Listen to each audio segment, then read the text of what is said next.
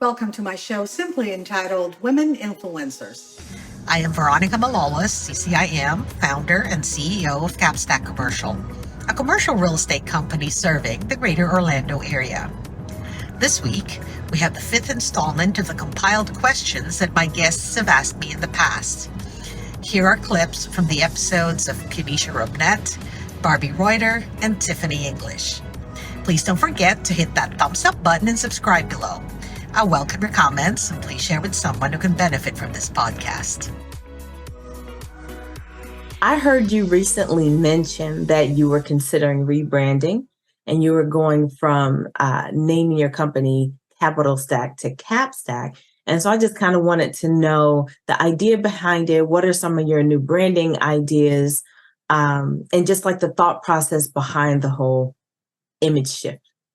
Well, thank you for that. So my company is only 3 years old. And prior to me building CapitalStack Real Estate Group, I was with NAI. And that's how I started my commercial real estate career. Now, I've been in real estate for at least close to 20 years, 10 years in commercial real estate. But when I did that transition, I was very blessed to have been mentored by, and you know him, he's the CCIM Institute Global President in 2017, Robin Webb. He took me under his wing. He was my mentor. Yes, he hired me in NAI. Yeah.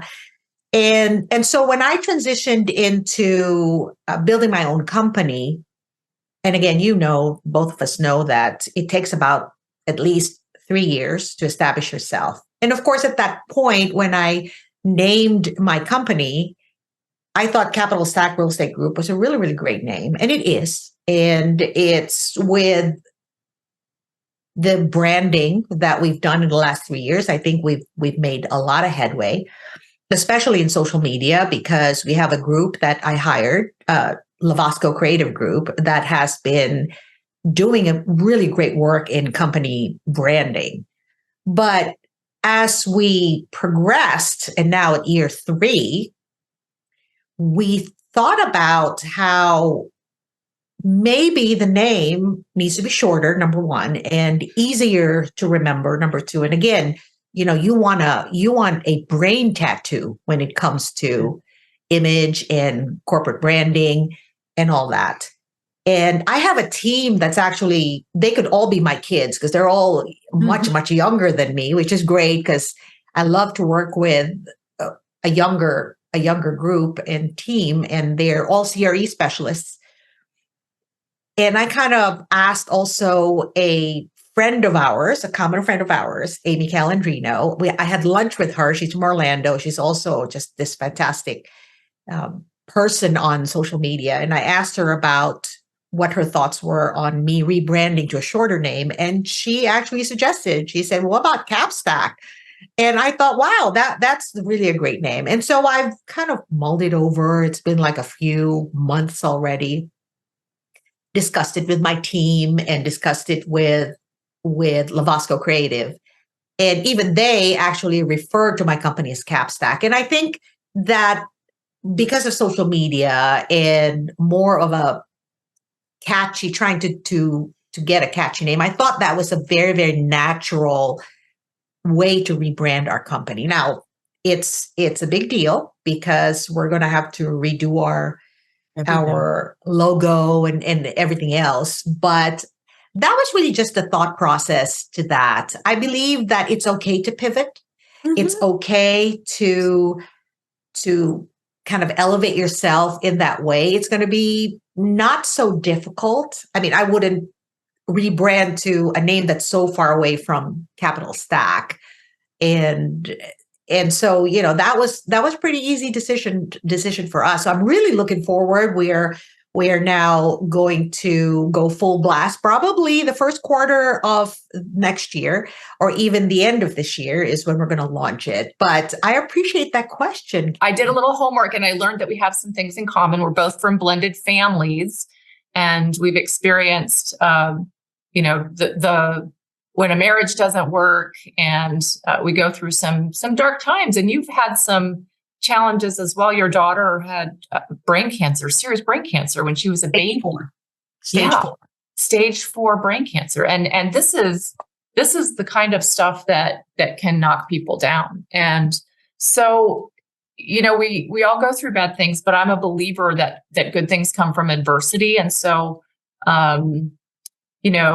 what is it that you have learned from that?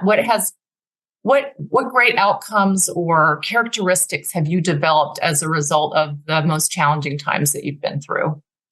Sure. And thank you for the question. I will say that the time that I moved to the United States, not only was I going to be consequently an immigrant, it wasn't really my choice to move here, but I got divorced that year. And then fast forward in 2003, and that was a long, long sort of time lapse. When my daughter was born, we obviously had that dark time when my daughter was diagnosed with stage 4 brain cancer, which thankfully, and by miracle, she is 20 years old and thriving. So when I think about that question, I really think about, firstly, the times when I became an immigrant, which was not of my choice, right? I think that the way that I survived really is to just push through, because at that point, you really don't have a choice. You're going to have to survive. So pushing through was really what got most of people like me to survive, because we don't have a community here. We are in a place where we don't really know where we're going to end up, because I started in California. And by the way, most Asians start in California because it's closer to the Pacific, and consequently moved to the East Coast and remarried to my now husband. And he and I had our daughter. But when my daughter got sick, not only did I have to push through, I had to really, really get deeper in my faith. So it's really surviving with a prayer.